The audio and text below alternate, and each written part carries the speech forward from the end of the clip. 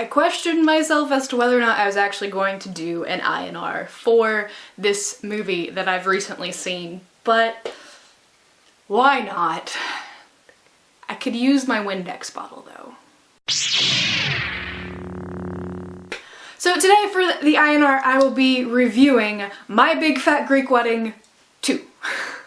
Yes, the second installment of the My Big Fat Greek Wedding story has existed now.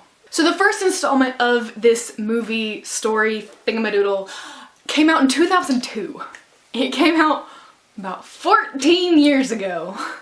And, you know, it had its quirks, it had its, you know, funny moments, and that's the reason why people enjoy it. It's the reason why I enjoyed it. It just had its funny moments. So here we are, for the second installment of this story, and we really get like 3 different storylines in this thing, which I'm not entirely sure how I feel about that. Because typically, yeah, you have some subplots in movies, but there's generally one solid plot line that you're going through. And I'm not so sure that I found that one solid plot line. But to stretch it a little bit, it's probably the fact that that there is a wedding that's happening again. I am trying to refrain from spoiling things. With this, you literally have 3 different storylines. One that has to deal with Tula's daughter, one that has to deal with Tula herself, and then one that has to deal with her parents. And because they're a large Greek family, they all kind of get thrown in with it.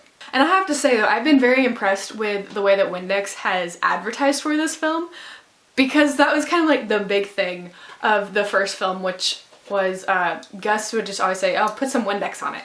Like, that was the remedy for everything. Windex, you know? In my family, the remedy for everything is apple cider vinegar. You know, every family has their go-to remedy. It was still an enjoyable film, but I don't know if it wasn't for the fact that I went to go see it with my mom that I would have actually gone to see it in theaters. I probably would have just waited till it hit Netflix or Redbox or something to actually take the time to see it. And I was a little hesitant, but the fact that it was an opportunity to spend time with my mom, that was the reason why I went and saw it in theaters.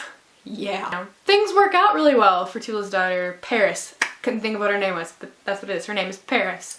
You know, she's struggling with whether or not she should actually leave. Like, if staying local for college is what's best because, you know, it's what the family wants. Or if leaving and going away to college would be better because it would be better for her because she could get away from the family. Like, you know, different things, different opportunities. Overall, like I said, the film was pretty good in the sense of enjoyment. It's great if you just want to shut your brain off and not actually analyze anything, but that's really hard for me. So yeah, I was analyzing a bunch of different things and looking at the different ways that they were telling stories, and like I said, found 3 different storylines.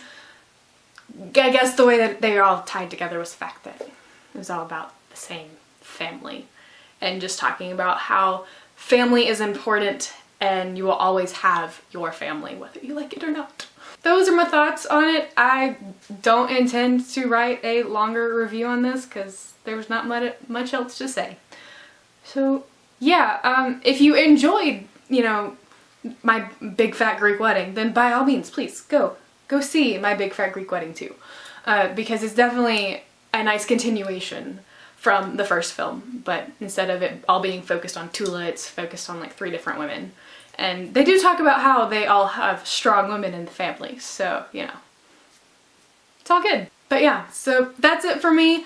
If you like this video, please like, comment, and share. I do my best to make videos at least once a week. Sometimes it happens, sometimes it doesn't. But yeah, I will see you next video. Bye!